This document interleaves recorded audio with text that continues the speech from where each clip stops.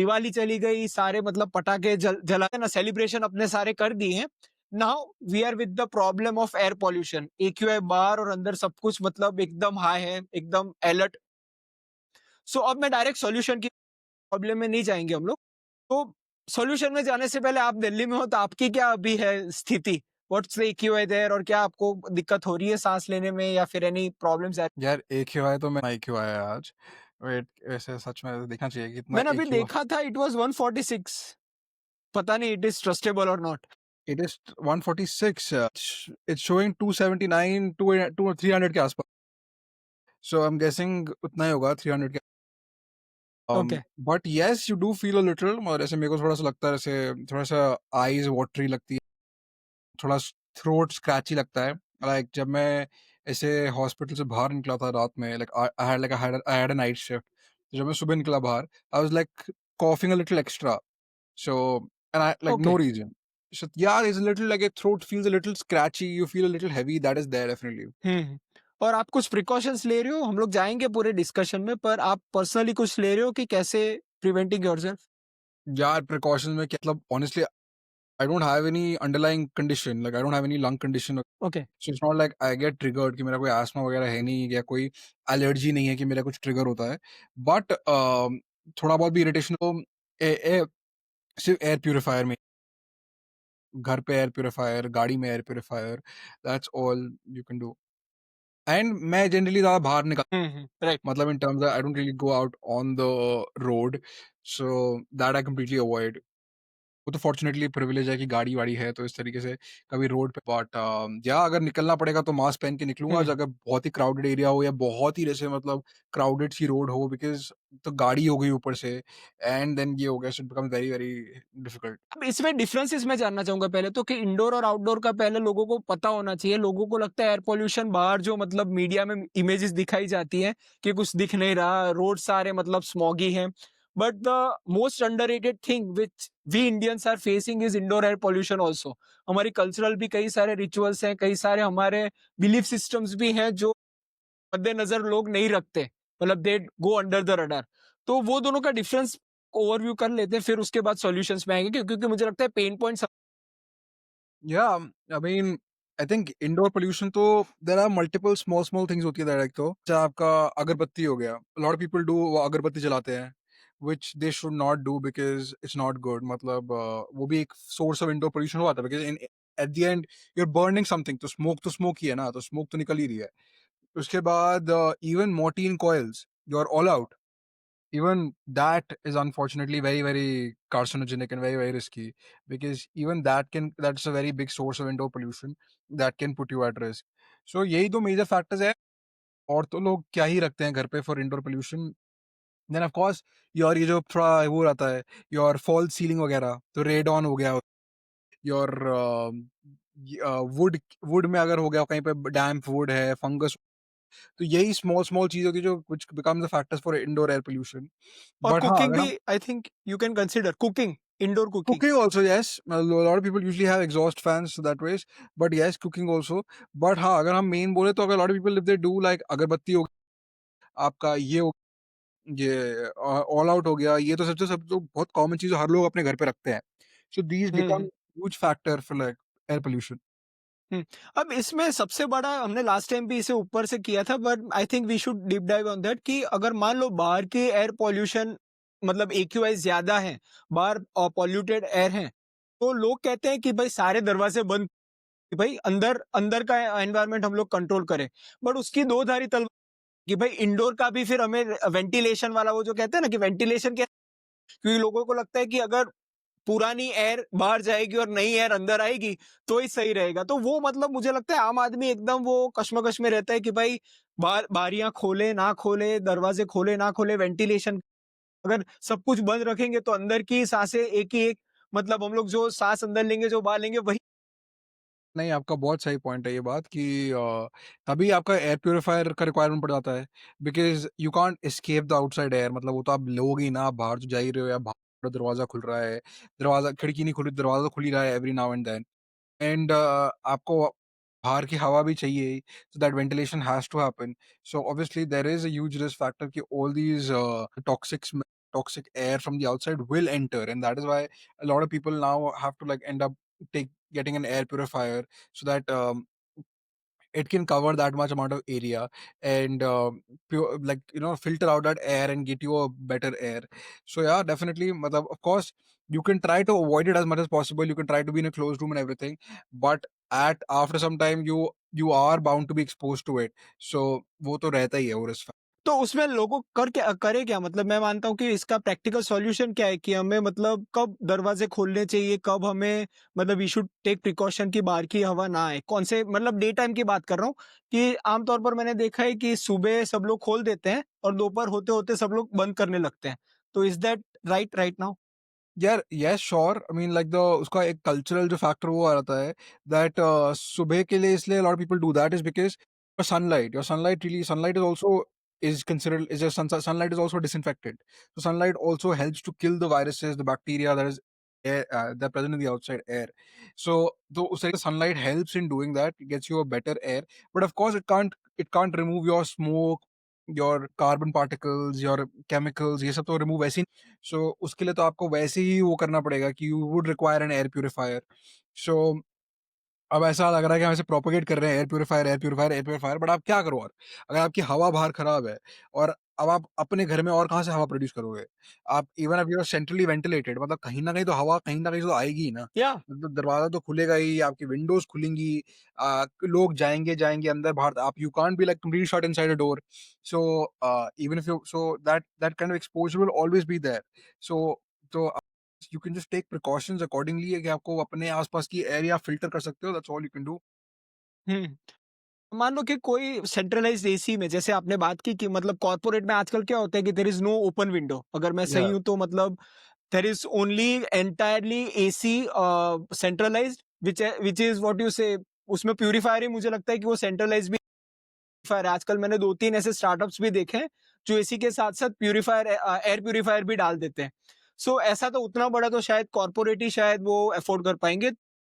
Home के लिए आप क्या कहोगे कि what is the ideal choice for air purifier? हर एक रूम के लिए क्योंकि सेंट्रलाइज़ तो वो करने वाले नहीं हैं। या घर में हाँ, वही कह रहा हूँ कि मतलब कैसे वो रखें कि लिविंग रूम में एक रखें, बेडरूम में एक रखें या फिर कोई पोर्टेबल रखें कि हम लोग जाने वाले हैं, वहाँ हम लोग वो एयर प्यूरीफायर को वहाँ रख दें और फिर 15-20 मिनट पहले से वो रूम को प्यूरीफाइड रखें।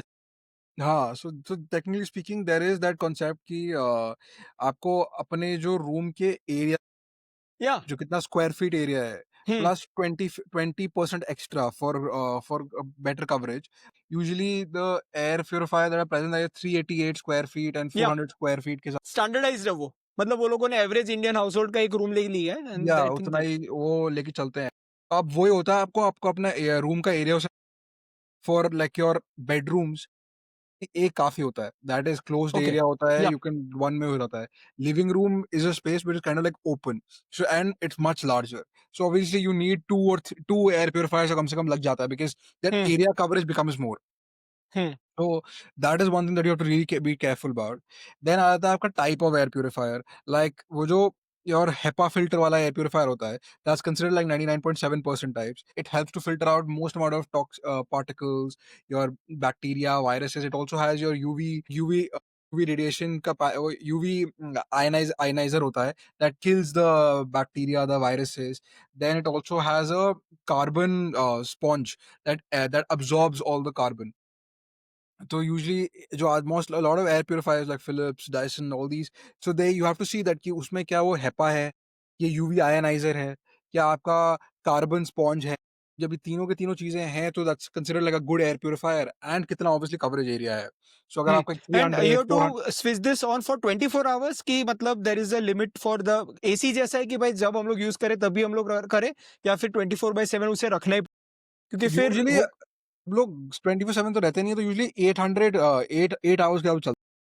हाँ, और उसमें मतलब फिर बीच के 16 आवर्स में फिर वो पॉल्यूटेड एयर आएगी तो वो अपने आप ही नहीं नहीं नहीं, जितना देर आप रूम में हो उतना देर इट स्टेज इन द मतलब वो रूम. जो जब भी बंद है then it is as good as not having it right? मैं वही या कह रहा हूँ। Exactly, hmm, it's like AC only, जैसे आपने लाइट ही बोला. हुँ। और इसमें मान लो कि एक इंसान को आज खर्चना है, आज पैसे कि भाई मैं एयर प्यूरीफायर भी तो एसी की तरह मान लो कि एसी एक नॉर्मल 20-25 से शुरुआत होती है और हाई एंड में जाएँगे तो आई थिंक 60-70 तक भी जा बट जैसे कि आपने कहा कि we have to look for some checklist कि हेपा होना चाहिए, उसमें कार्बन का आपने जो बोला आयनाइजेशन वाला वो होना चाहिए, फिर यूवी लाइट वाला होना चाहिए। तो what do you think is the minimum budget people should allocate? क्योंकि मुझे लगता है कि ये अपने घर खर्च में से ही निकलना पड़ेगा। हम लोग या गवर्नमेंट पर तो डिपेंड करने नहीं वाले कि भाई एक दिन गवर्नमेंट अपना चाइना जैसा मॉडल यहाँ कर देगा कि बीजिंग और शंघाई का 10 साल में जैसे पूरा ट्रांसफॉर्मेशन हुआ वैसा भी हमारा हो जाएगा। सो मैं डिस्कशन आपसे यही करना चाहता हूँ कि we don't want to depend on anything that is beyond our control. जो जो हमारे कंट्रोल में है, वो हमारा कहते हैं ना कि इन्वेस्टमेंट इन एयर प्यूरिफायर है। So what is the minimum budget you would tell कि भाई इतने में आ ही जाता है? एनी कंपनी का नाम तो मैं नहीं कहूंगा, पर कोई भी आप मॉडल बोलोगे तो it would be helpful for that. basically the price range should be between 10 to your 30,000, 40,000. Unfortunately thoda to you have to spend a little in या it, but again this does not become like your non-essential need, it's an essential need. आपको almost अगर आप मान लो आप 2 भी ले रहे हो या चलो 3 ले रहे हो, 2 लाख रुपए का अगर आप पूरा खर्च कर रहे हो इस पे, that 2 lakh rupees is lasting you for good, ये तो 3 साल तो लास्ट करता ही है। And plus right now you have your October का महीना हो गया, नवंबर, दिसंबर, जनवरी, फरवरी, so almost you have good 6 months of usage तो है ही उसका। सो फॉर दैट प्राइस अगर आप 2 लाख रुपए खर्च कर रहे हो वन टाइम में to do that, I mean again I am nobody to tell you what to do and how you should buy your stuff, but of course अगर आपकी वो एक क्वालिटी है, the requirement that you need, and जो एक अब ये requirements है, दीज आर व्हाट साइंटिफिकली देते से कि these are requirement that good air purifier should have. तो अगर आप ये सब एयर प्यूरिफायर रिक्वायरमेंट्स को आप देख रहे हो, and if you are looking for quality, then या I mean at least the minimum range is between 10 to 40,000। अब मैं मानता हूँ कि इसका हम लोग पेन पॉइंट कर हम लोग टच करते हैं कि आप you are a consultant respiratory medicine guy in one of the top hospitals in Saket. तो मैं आपसे पूछना चाहूंगा कि ये एयर पोल्यूशन के कारण कौन-कौन से केसेस आपसे आए हैं? Any significant cases you would like to share कि लोगों को पता चले कि भाई it is not a silent problem, legit there are cases that are coming to the hospital due to the pollution which people are ignoring. Yeah, it is almost like as they say कि it's almost like it's like smoking only, no? कि Okay. आप मतलब जितना भी आपका particulate matter है in the air is equivalent to आप उतनी सिगरेट पी रहे हो। तो मतलब कितना लोग जैसे वो जो ऑल दोस वो जो वो होता है कि you smoking 16 cigarettes a day, 17 cigarettes a day. So that is true, like you're smoking at least some 10-15 cigarettes a day. 12 cigarette तो मतलब इतना आप दिन में पी रहे हो, जो अगर आप पूरा दिन उस एयर को you're breathing in completely with that high AQ 200 plus 300 plus AQI पे. So what it basically does is कि with such a high AQI कि one, अगर आपका अंडरलाइंग एस्थमा हो, lot of people who have asthma, वो asthma trigger हो जाता है। So that's the most common thing, because एक तो वैसे ही थोड़ा विंटर सीजन होता है, तो cold air itself is a triggering factor. तो एक cold air plus smoke plus pollution, so obviously it triggers asthma, and most people को एक asthmatic एग्जैस्परेशन, asthma exacerbation, plus one more thing that is that एक disease होती है जो smokers में most commonly होती है, it's called COPD. COPD again जो because long term smoking की वजह से your lung का पूरा structure change हो जाता है, is COPD. तो asthma हो गया, एक COPD हो गया, तो इन दो conditions में mostly winter, smoke, pollution can be triggering factors. Okay. And of course pollen वगैरह भी होता है। So all these things can trigger your underlying lung condition. तो अब क्या होता है कि लॉट ऑफ दीज पीपल जो है लॉन्ग टर्म वाले, जिनको 10-15 साल से ये सब कंडीशन है, अब इनको घर में फिर बाईपाप वगैरह लगाना पड़ता है, यू नो दैट मशीन जो स्मॉल वेंटिलेटर टाइप की मशीन होती है जो आप घर पे लगाते हो। तो अब क्या हो रहा था, इनका बाईपाप का रिक्वायरमेंट बढ़ जाता है कभी कभी, कि मतलब एक बाईपाप का प्रेशर जितना जो चाहिए इनको वो बढ़ जाता है, बिकॉज इन्फ्लेमेशन हो गई है बॉडी के अंदर। ऑक्सीजन रिक्वायरमेंट बढ़ जाता है, अगर आप ऑक्सीजन सांस लेने में दिक्कत आ रही है, खांसी, बुखार, all these conditions can happen. So obviously, basically what is happening is your body is getting an inflammation. So that inflammation की वजह से multiple factors आ जाता है। आपकी lung तो obviously problem create होती है अगर आपका underlying lung problem हो। अगर आप हार्ट पेशेंट हो तो आपको कार्डियक प्रॉब्लम भी आ सकती है उसके अकॉर्डिंगली। लॉट पीपल उनको थोड़ा चेस्ट पेन वगैरह होता है, angina वगैरह होता है। It can trigger, see at the end it's like what is your inflammation triggering? So if inflammation can trigger your heart attack, that can also happen. Yeah. So it's about that when you smoke, inhaling all this smoke and everything, or air pollution, anything, is that it's causing inflammation in your body. And inflammation in your body will trigger all these factors. ज़्यादा सबसे जो profound effect जो हम usually obviously देखते हैं वो तो obviously उन्हें lungs होता है, एक heart पे होता है. These two are the main factors that happens. तो वही mainly ये trigger करता है. और मुझे लगता है कि खाँसी will be the presenting symptom right? कि मतलब अनकंट्रोलेबल खाँसी which is not getting subsided by the regular OT over the counter जो हम लोग या मतलब एंटी कफ सिरप्स देते Yeah, cough syrup meaning, but a lot of people who are asthmatics, COPD, they are on inhalers. A lot of people are also seasonal asthmatics कि मतलब वो सिर्फ उनको हैं। डोज़ वैसे बढ़ जाता अस्थमा होगा। हाँ? उनका दो हुँ। डोज़ बढ़ हाँ, सबका राइट? डोज़ बढ़ जाता है और requirement of the inhaler increases. A lot of people require कि भाई उनको 5 दिन का कोर्स ओरल स्टेरॉइड लेना पड़ता है, टैबलेट लेनी पड़ती है, हॉस्पिटल में एडमिट होना पड़ता है क्योंकि ऑक्सीजन रिक्वायरमेंट बढ़ गया है, बाईपैप रिक्वायरमेंट बढ़ गया है। तो ऑल हुँ, दीज़ हुँ। तो बहुत कॉमनली ऐसे केसेस होते हैं बिकॉज़ एक बार आपको फीवर आ जाए, कुछ भी आ जाता है, अंडरलाइंग अगर ये कंडीशन होती है ना, it everything gets triggered. It's like घर अगर आपका ऑलरेडी थोड़ा-सा भी वीक सा स्ट्रक्चर है, अर्थक्वेक आ गया, 2-3 चीज़ें तो गिरेंगी, तो it's almost like that kind of an example. वो तो बहुत जल्दी अब ट्रिगर होता है, तो दैट्स व्हाट आई रिकमेंड कि you should always carry your inhaler with you because wheezing ऐसे आवाज़ आती है सू-सुई करके, तो उनका ऑक्सीजन रिक्वायरमेंट बढ़ जाता है, तो इस कंडीशन में to have consult a doctor एक बार अपना कि स्टेरॉइड्स वगैरह अगर तुम्हें रिक्वायरमेंट है उन 5 दिन के लिए, 1 हफ्ता या 10 दिन के लिए एंड ऑफ कोर्स एक एक्स्ट्रा इन्हेलर रखना चाहिए जो स्टेरॉइड प्लस जो स्टेरॉइड प्लस मेडिसिनल इन्हेलर होता है because that helps to reduce your inflammation in the body. Generally की जो लाइफ़स्टाइल डिसीज़ेज़ हैं वो मेजरली मेटाबॉलिक डिसीज़ेज़ है, कार्डियो मेटाबॉलिक डायबिटीज़, कोलेस्ट्रॉल हो गया, ट्राइग्लिसराइड मतलब it is like a spectrum of metabolic syndrome.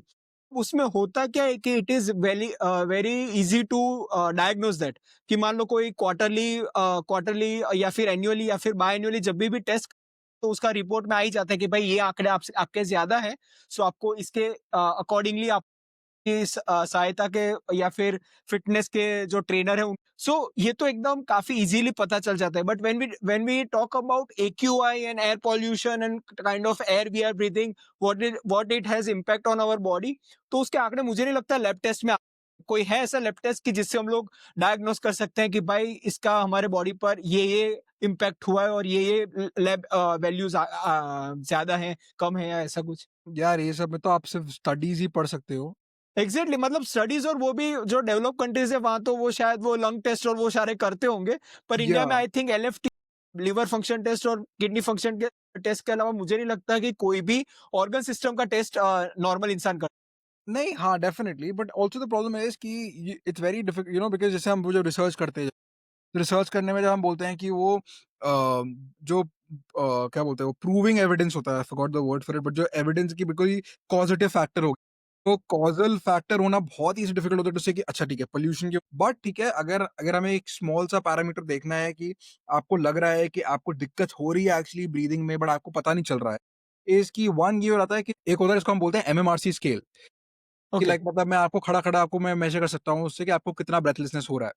कि होता है कि ओके कभी-कभी आपको देखो बैठे-बैठे हो, अगर आपको साँस चढ़ रही है कि आप बोल दैट्स ग्रेड 4 अगर आप चल पाते हो बट चलने के बाद सिर्फ 100 मीटर के बाद तो ग्रेड 3 बिल्कुल ही चल नहीं पा रहे हो। मतलब सॉरी आप चल पा रहे हो, सीढ़ी-वीढ़ी चढ़ पा रहे हो, सब कुछ कर पा रहे हो but after some 2-3 levels compared to a guy of your age आप नहीं कर पा रहे हो सो ग्रेड 1-2 सो बेसिकली एक वो आता है जो बहुत ही बेड साइड टेस्ट होता है कि मैं आपको ऐसे देख-देख के बता सकता हूँ कि आपको एक्चुअली प्रॉब्लम हो रही है साँस लेने में।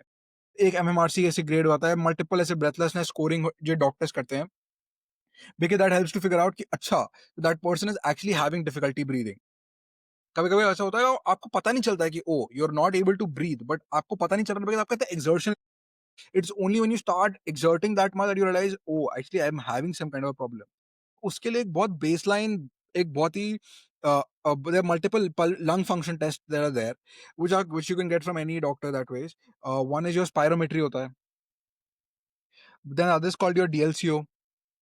सो there's spirometry, there's DLCO and advance test भी होता है बट इतना एडवांस टेस्ट करते नहीं है यूजुअली लोग बिकॉज़ नॉर्मल लोग मुझे नहीं लगता ये करते भी होंगे आई थिंक डायग्नोसिस के बाद इनिशियल जैसे आपने कहा बेड साइड डायग्नोसिस के बाद इन्वेस्टिगेशन में तब ये सब जाके ये सब कुछ होता है तो spirometry becomes a very good test in time to figure out कि अगर आपकी अंडरलाइंग अंडरलंग लंग कंडीशन होती है, हम्म तो स्पायरोमेट्री के पास जाता है कि किस टाइप की कंडीशन है कि और कितना आपको डिफ़िकल्टी हो रही है और अस्थमा है या कोई और चीज़ है, तो और कितना डिफ़िकल्टी इन ब्रेथलेसनेस वगैरह आपको होगा। So all these things you can easily figure out on a spirometry and और जो ये टेस्ट होता है जो अगेन हम बेड साइड करते थे, ये बहुत कॉमनली हम करते थे कोविड में कि मतलब अगर आप मेरे पेशेंट हो और आप मेरे से अभी ऑनलाइन कंसल्टेशन ले रहे हो, तो मैं आपको वहीं पे बैठा के यहाँ पे बता सकता हूँ कि अच्छा चलो यहाँ पे ये करो और इसको बोलते हैं 6 मिनट वॉक टेस्ट। तो बेसिकली 6 मिनट वॉक टेस्ट में क्या होता है कि आप एक 300 मीटर या 500 मीटर का मेज़र कर लेते हो कि ठीक है भाई, ये जो एक कॉरिडोर है, ये मैं मान के चलता हूँ कि ये कुछ 500 मीटर का है और मैं 6 मिनट तक एक पल्स ऑक्सीमीटर लगा के देखता हूँ कि मैं कितना डिस्टेंस को कवर कर सकता हूँ। तो यूजुअली बहुत लोग कवर नहीं कर पाते हैं या वो एक्चुअली उनकी सैचुरेशन कम हो जाती है, हार्ट रेट बढ़ जाती है।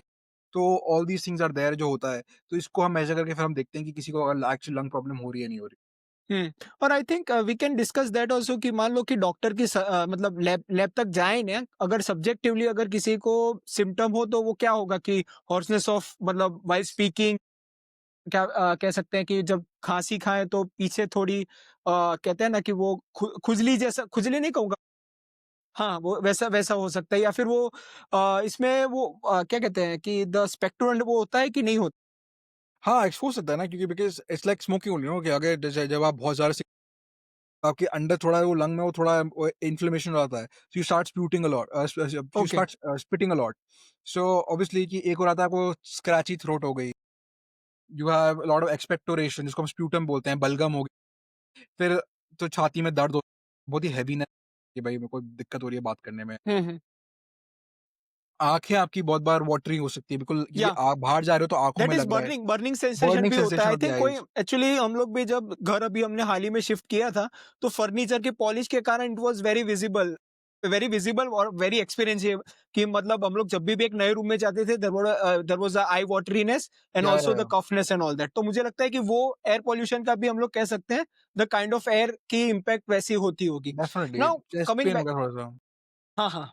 आप कुछ कंप्लीट करना चाहेंगे? नहीं, नहीं, मैं कह रहा था कि हम लोग अगर इसे प्रैक्टिकल में देखें, इंसान 9 टू 5 जॉब जाएगा, तो सुबह शायद 6-7 बजे वो अपनी एक्सरसाइज करेगा, फिर वो वापस मेट्रो लेके अपने ऑफिस में जाए, वहाँ पूरी सेंट्रलाइज़्ड एसी में रहेगा और फिर वापस आएगा। तो इस सारे में what are the measures he can take? चलो चलो मान लो मैं स्टार्टिंग से बात करता हूँ कि कोई 6 बजे उठ के 1 घंटा walking, which is a big no right now. मतलब बाहर जाना ही नहीं चाहिए। I think that is the main thing we have to address right now. क्योंकि इसका मैं पर्सनल लाइफ एग्जांपल कहूँ तो मेरा कैसा है कि अभी जो दिवाली का वैकेशन चल रहा है, तो मैं टेनिस भी अभी मेरा थोड़ा बंद है, तो मैं साइक्लिंग के लिए, but going for cycling at 6:30 7 o'clock after a Diwali night, it is like big no. क्योंकि आप बाहर जाते हो आपको पता ही चल जाता है कि भाई it is like a deadly thing, क्योंकि आप जितनी सिगरेट्स जो आपने कहा कि 8-10 आप तो ऐसे में तो आप कितनी भी पी लोगे। सो ये इसके बाद कुछ बात करें कि why people should avoid morning exposure to the outside air? हाँ, so basically like you asked a very good question कि अगर आपका डे टू डे बेसिस में आप क्या-क्या कर सकते हो? अगर मैं होता, तो मैं तो यही करता कि अगर मैं सुबह-सुबह जब 6 बजे उठ रहा हूँ, मॉर्निंग वॉक, साइक्लिंग वगैरह, morning outside anything, I would rather go to a gym which is indoor gym, कि वो अपने आप में पूरा बंद है, सेंट्रलाइज़्ड एसी है, वेंटिलेशन, देयर इज़ नो, मैं एचआईआईटी वगैरह भी ना करूँगा बाहर जाके, मैं सब अंदर जिम में सब 3-4 महीने में ऐसा कोई प्रॉब्लम नहीं है, it's not a bad thing to do. वैसे ही आप ये भी ले सकते हो कि सुबह-सुबह फॉग भी होती है, it's very risky any which way to be on the road in that ways. It can also be a risk to life, अगर because cars can't see you और समथिंग लाइक दैट।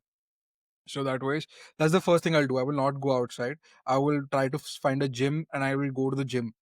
उसके बाद if you are travelling से, अगर आप metro से travel कर रहे हो, कैब से ट्रैवल कर रहे हो, ऑटो से ट्रैवल कर रहे हो, I would preferably wear a mask, क्योंकि लोग बहुत होते हैं, वैसे ही कोल्ड बढ़ सकता है एंड वैसे ही कोल्ड का सीज़न आने वाला है, फ्लू सीज़न आता ही है, सो आई विल डू दैट। उसके बाद अगर मतलब ऑब्वियसली अगर आप अंडरलाइंग आपकी कंडीशंस वगैरह हैं, तो आप एनीवे आपको ट्रिगर होगा, you should keep your inhaler with you, wear a mask when you are outside. आप में जा रहे हो, तो चलो फिर भी यू शुड होप और you should ask your employer कि आपका कैसा टाइप का सेंट्रलाइज़्ड वेंटिलेशन है, किस टाइप की कंडीशंस हैं। देन सेम प्रोसीजर घर पे आते वापस आते हुए कि मास्क पहन लिया, इन्हेलर रखा हुआ है। तो बाहर जा रहे हो तो अब जो लोग जाते ही हैं बाहर, you can't stop, you should not stop that. बट ये है ठीक है, आप अपना इन्हेलर रखिए, try to not smoke because just adding on to the damage to yourself. Try not to drink that much because again you're creating a inflammation in your body. Try to have a healthy diet because even your bad diet like bad oil, bad sugar will also create inflammation, ताकि पूरी body constantly inflammation में रहेगी। हम inflammation inflammation बोल रहे हैं, ये यही होता है कि यही सब इन्फ्लेमेशन आपके इम्पैक्ट करती है। सो ये हो गया। And one thing that is now there is like a lot of, you should ask your doctor about it, is the fact that during these these periods like your October हो गया, नवंबर हो गया, जो फ्लू सीज़न बोलते हैं, तो flu बहुत common होता है, टाइप्स ऑफ इन्फ्लुएंजा वगैरह। So now there are a lot of vaccines available कि एग्जैक्टली मैं वही हाँ, कि आप अपने डॉक्टर के पास वैक्सीन उनसे वैक्सीन लगवा सकते हैं। सो दैट वैक्सीन क्या करता है, it usually has a lot of strains of the influenza virus, way various kind of जो स्ट्रेन्स होते हैं इन्फ्लुएंजा वायरस के। Obviously it is not like कि आपको बीमारी हो ही नहीं सकती है, बट एटलीस्ट कि आप आप प्रोटेक्टेड रहते हो 70 टू 80% कि आप प्रोटेक्टेड हो। रिस्क ऑफ इन्फेक्शन और फ्लू होना आपको कम हो रहा है। सिवियरिटी भी कम हो जाएगी आई थिंक, सिवियरिटी भी कम हो हॉस्पिटलाइजेशन नहीं होगा। पर आपने जो टॉपिक छेड़ा है मैं उसे साइड में रखूंगा क्योंकि एंटी वैक्सर्स यहाँ हो सकते हैं अच्छा। कोविड के। यार श्योर, बट फिर अब यार बट ऑनेस्टली स्पीकिंग मैं आपकी बिल्कुल बात मानता हूँ कि लगता लोगों को लगता होगा वैक्सीन का, बट मैंने तो हो गया था भाई जब मैं स्टार्टिंग ऑफ द ईयर में when I just started working and I saw a young girl, मतलब 30 year old, and she had no underlying condition, she had no, she is not a smoker, but she got an influenza virus, उसको इतना बुरा ARDS जिसको बोलते हैं, like your lung pneumonia हुआ, pneumonia के बाद एआरडीएस हुआ, वेंटिलेटर पे चली गई एंड 3 महीने वेंटिलेटर पे रही। हम्म।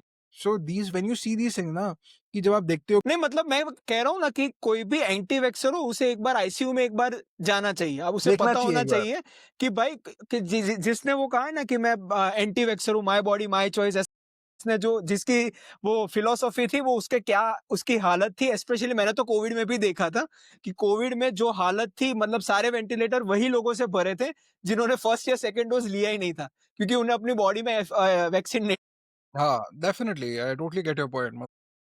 ने वापस वो जो बात की तो उसका एक लास्ट थ्रेड मैं ये बताना चाहूंगा कि आजकल क्या है कि यही पता नहीं लोगों ने ऑर्गेनाइज ऐसे क्यों किया है कि भाई इसी दौरान लोगों ने मैराथन्स ऑर्गेनाइज किए मेट्रोज में, बॉम्बे दिल्ली या फिर कहीं भी आप मेट्रो देखोगे तो यही, मतलब अक्टूबर नवंबर दिसंबर जैन तभी सारे होते हैं major marathon. Now I am talking about 42 kilometres and that too outdoors. और ऐसे में तो मतलब it is like a poison जैसा हो गया ये तो मैं या अगर कहूँ तो। और बात ये है कि भाई मान लो किसी का दिसंबर में वो अपनी तैयारी 3 महीने पहले तो ऑलरेडी करने वाले हैं एक्सटेंसिव। तो आई थिंक मतलब ये 3 महीने में तो उसकी बॉडी की क्या तो वही इरिवर्सिबल डैमेज हो। सो आई या think we that should be one change I think going forward that's कि भाई पहले तो ये सॉल्यूशन नहीं आ रहा तो भाई ऐसे इवेंट्स ना करो ताकि जो ऑलरेडी फिट हैं, जिन्होंने अपने इतने लाइफस्टाइल चेंज, बॉडी फैट अपनी सारे पैरामीटर्स को कंट्रोल में रखा है, वो 3 महीने में सारा मतलब वापस बैक टू वो अनहेल्दी। हाँ, हाँ, I totally get your point, totally. भी हुँ, मतलब बिल्कुल बाहर I don't think I can ever ऐसे walk around and everything. I would prefer हुँ। Going to the gym only, indoor gym, because आप जब because obviously when you are exercising, की बॉडी का ऑक्सीजन डिमांड इंक्रीजेस ना। Demand चला जाता है आप शायद मान लो कि मैं कोई आके कहता हूँ कि भाई मैं पॉल्यूशन है इसलिए कम सांस लूँगा, ऐसा हो ही नहीं सकता। यू कांट क्योंकि do it is unconscious process आपके कंट्रोल में, मतलब 2 मिनट आप बंद रखोगे, फिर तीसरे मिनट में आपकी बॉडी आपको कहेगी कि भाई छोड़ मैं जो है। या exactly, I totally agree with you on this. हुँ, अब आपने जो 9 टू 5 वाले तो ये एक्सरसाइज के बाद दूसरा पॉइंट आपने मास्क का कहा था। अब आम तौर पे जितना मैंने ऑब्जर्व किया है, मैं अभी कंसल्टेंट नहीं, बट जितना मैंने रोड पे या फिर अपने एरिया में जहाँ भी ऑब्जर्व किया तो लोगों के पास या तो उनका हैंडकरचीफ होता है या तो एक वो मुस्लिन क्लॉथ का जो मास्क होता है वो होता है जिसमें उन्होंने करके किया होता है ताकि वो उनकी उनको लगता है कि वो प्रोटेक्शन ज्यादा देगा, या तो फिर वो अपना सर्जिकल मास्क होता है जो ग्रीन और लाइट ब्लू कलर का जो कोविड में काफी पॉपुलर हुआ तब वो लोग पहनते हैं। Given my doctor knowledge of MBBS, और आपको भी मैं पूछना चाहूंगा कि हाउ इफेक्टिव आर दिस, क्योंकि मुझे नहीं लगता कि because of their easy accessibility वो उतने इफेक्टिव हो सकते हैं when it comes to air pollution and all that. They are not यार, कि मतलब कि भाई कि N95 मास्क की कमी, अब तो you can easily get an N95 mask, 100, ₹200, ₹500 इतने में आपको N95 मास्क मिल जाता है। एंड उसको आप आराम से यूज़ कर सकते हो फॉर गुड 1 वीक और something. So for that little bit of amount and investment, it's better to get like a, और अगर आप ले ही रहे हो और आपको मास्क अगर पहनना ही पड़ रहा है, might as well get something which is more helpful and proven to be better than आप कुछ भी लगा रहे हो, बिकॉज़ इसका कोई फ़ायदा तो है नहीं फिर आपको। और N95 is your go to, मतलब आप अगर मास्क को अगर आप प्रिस्क्रिप्शन दे जस्ट फॉर हाँ, प्रिवेंटिव हेल्थ हाँ, stand. Like why I mean like यार वो ना मतलब एज़ इन चलो कोविड का टाइम जब था तब अलग था कि एवरीबॉडी यूज्ड टू गेट कि चलो फैशन में लगा लिया, क्लॉथ मास्क भी लगा लिया एंड एवरीथिंग। अब तो ना कोई डर्थ है, ना कोई इश्यू है। अब आप अपनी चॉइस से लगा रहे हो अगर आप लगाना चाहते हो तो। अगर आप अपनी चॉइस से लगा ही रहे हो, तो might as well put the best mask that is possible out there. You know everybody wants the best thing to protect themselves. तो अगर आपको हुँ, हुँ। वो क्वालिटी चाहिए तो might as well put an N95 mask कितना मुश्किल है? हुँ। अब मान लो मैंने N95 मास्क ले लिया, then what are the kind of things I need to consider, कि मान लो आपने जैसे कहा कि 7 दिन के बाद उसे भी हमें रिप्लेस करना, वैसा नहीं है कि पूरा सीज़न हमने एक ही मास्क चलाया। क्योंकि उसके भी कोई मतलब नुकसान हो सकते हैं कि भाई उसकी भी लिमिट होती है। देयर इज़ नॉट थिंग कि एक बार एक ले लिया और उसे हम लोग कर सकते हैं। और कई बार तो मैंने देखे कि लोग स्पेशली क्लॉथ मास्क वो लोग धोते भी नहीं है। वो मतलब या। 7 दिन के बाद धोएँगे, फिर वापस वो पहनेंगे। तो what are the precautions we need to take when it comes to wearing a mask, and how we should take care of it when we are not wearing, क्योंकि उसका भी हमें ध्यान रखना पड़ेगा कि वो ऐसे ही हमने कहीं फेंक नहीं दी। या एग्जैक्टली। तो यूजुअली यही करते हैं उसको कि उसको जब आप पहनते हो तो आप उसको फिर जब निकालते हो तो ऐसे खोल के आप रख दो सनलाइट में। Sunlight like I told you sunlight is a disinfect या बैक्टीसाइड। सनलाइट अपने आप सारे बैक्टीरिया वगैरह को उसमें किल कर देगा। तो it's better to keep it out in sunlight. You should not wash it क्योंकि गीला हो गया तो वैसे ही यूजलेस हो गया वो। आप उसको गंदे में मत रखो। आप अब तो मोस्टली यही होता है। एंड यूजुअली वो होता है कि लॉट ऑफ पीपल स्ट्रेच कर लेते हैं 1 हफ्ता, 3-4 दिन में बोलते हैं रिप्लेस करने को, but that obviously it becomes expensive and वो हो जाता है। सो जितना आप उसको थोड़ा 1 हफ्ता आप कंटिन्यू कर रहे हो तो आप सनलाइट में रखो, फिर जब से बाहर जाने के लिए टाइम है तब पहनो एंड यही आप कंटिन्यू करो तो that is better and don't wash it because कोई फायदा नहीं उसमें। अब हमने जो एयर प्यूरीफायर की, आई थिंक जो टू व्हीलर में जाते हैं उनके लिए तो N95 या N99 भी वो लोग ले सकते हैं। या but when it comes to a car, I think AC के साथ-साथ अब हमें एयर प्यूरीफायर उसमें भी डालने की ज़रूरत है, specially in there are metros. Many car purifiers also that come now. हाँ, अभी-अभी वो आ गए हैं। I think we have to invest in that also. आप कार का एक मॉडल कम लेना, but please invest in this. क्योंकि वो अब एसेंशियल वो ज़्यादा हो चुका है। लोग एयरबैग और वो सारा देख लेते हैं, तो सनरूफ के बजाय आप ये ले लेना। मेरे हिसाब से तो वो होना चाहिए कि भाई that is the first priority you need to have if you are owning a car. But when it comes to let's say again going back to the previous discussion, कि जो हमने पूरे दिन भर हम अब इसमें वापस अगर आते we need to take care, जैसे आपने जो मास्क की, वो घर आके we need to dispose it, और we need to wait for the next morning to just make it outdoors. मैं आपको ये क्वेश्चन वापस इसलिए पूछ रहा हूँ कि कई लोग अपने कपड़ों के कि भाई सुबह ये पहनेंगे तो उसके साथ साथ ये रख देंगे अपने कपबोर्ड में। तो वैसा भी हमें वो वाला भी ध्यान मतलब हाँ, बोलो सॉरी आप। नहीं नहीं, आप बोलो, मैं वही कह रहा था। नहीं मतलब यही मतलब ठीक है आई अंडरस्टैंड बिकॉज़ ये ना हो जाता है कि अ lot of these things become very like कि ध्यान लोगों को रहता नहीं है, सब अपने आप ऐसे कर देते हैं। आप यही होता है कि आप उसको बाहर रख दो, इस्तेमाल कर लो। When you start seeing that the mask is getting a little black, that you start seeing कि मास्क से कोई स्मेल आ रही है या मास्क पे कोई दाग-वाग लग गया है, साफ करने का कोई फ़ायदा नहीं है, better to throw it off, get another mask और समथिंग लाइक दैट। तो यही आप राइट। कर सकते हो मेनली। जब आपको मौका मिले even 10 minutes sunlight is good enough. आप तब सनलाइट में रख दो उसको, वो ठीक हो जाएगा। जब सुबह रेडी-वेडी हो रहे हो, बाहर रख दो थोड़ी देर के लिए 10 मिनट के लिए सनलाइट में, वो अपने आप ही फ़िल्टर स्टेरिलाइज़ हो जाएगा। राइट। ऐसा वो कोविड में जैसे मास साइक्लिंग, जो मास की जो साइक्लिंग हम लोग करते थे कि मंडे, वेडनेसडे और फ्राइडे एक मास, ट्यूसडे और थर्सडे एक मास, तो हम लोग तो वैसा करते थे। तो अच्छा, if someone is privileged enough, मैं वापस कह रहा हूँ, if someone is privileged enough, they can do this choice also, कि मान लो उन्होंने डेज वाइज या मास्क अलग अलग कर डेफिनिटली, दिए ताकि वो सेग्रीगेशन रहे, वो डेफिनिटली, रीयूजेबिलिटी साइकिल भी ज्यादा बन जाए। Definitely. Anything you will like to leave us with, मतलब इसमें अगर आप कुछ चेकलिस्ट देना चाहोगे कि हो गया, सारी दिवाली हो गई, पटाखे जला लिए, स्मोक आ गया, सब कुछ हो गया, अब क्या करें? हाँ, और लाइक कि इससे दिवाली नहीं आपका फार्मर बर्निंग वाला भी हो गया, स्टब। हाँ, मतलब पॉलिटिकली पिछले 3-4 दिन में बहुत सारा ये हुआ है कि भाई दिवाली में हमारी फेस्टिवल में क्यों ही हम लोग पटाखे ना जलाए, या वो सब कुछ मैं साइड में रखना चाहता हूँ। मान लो कि सब लोग वो लोगों ने पटाखे जलाए, बहुत ही सेलिब्रेट किया। मान लो आपने सेलिब्रेट ना किया, पर आपने नेबर ने भी किया, it is as good as you celebrating. So वो तो एयर में, मैं इस रूम से, उसमें it is compromised air quality. तो अब क्या करें? आप खुद चेकलिस्ट दे दीजिए 5-10 चीजें। कि अगर आप घर पे हो and if you have a lot of thing when you at home, तो it's good to invest in an air purifier. ले लो, वन टाइम इन्वेस्टमेंट है, works for 3 years, you are good to go for at least 3 years. तो कम से कम उतना तो आपका हो जाएगा। Get your vaccine, get your flu vaccine if you believe in vaccines, get your flu vaccine, get your flu shots, wear a mask when you're outside. That will help reduce. Don't smoke, don't drink, try to have a healthy diet because even that causes inflammation in your body. So यही आप 4-5 चीजें कर सकते हो which you can help, and then even think about indoor plants, which is also good for to reduce your AQI. Right, right. End of thank course हाँ, वैसे हम ये बात बहुत मिस कर देते हैं, बट अगर आप में पॉसिबिलिटी है और अगर आप ये सब कर सकते हो कि आप मेट्रो लो, गाड़ी ना लो, कारपूल करो, तो डेफिनेटली यार, if you can do all these things definitely do that as well. हुँ। I think we need a revolution in this standpoint just for next 5-6 years. जब तक या कोई डेफिनिटिव सॉल्यूशन नहीं आता, मुझे लगता है कि आम बंदों को ही कुछ करना पड़ेगा, क्योंकि गवर्नमेंट का जो भी सॉल्यूशन होगा उसे एग्जीक्यूट होने में और उसके रिजल्ट्स के लिए 5-6 या साल हो ही जाएँगे। So I think next 5-6 years consumers need to take care of their health, क्योंकि या किसी को पड़ी नहीं है, क्योंकि वो एक विजिबल प्रॉब्लम नहीं है।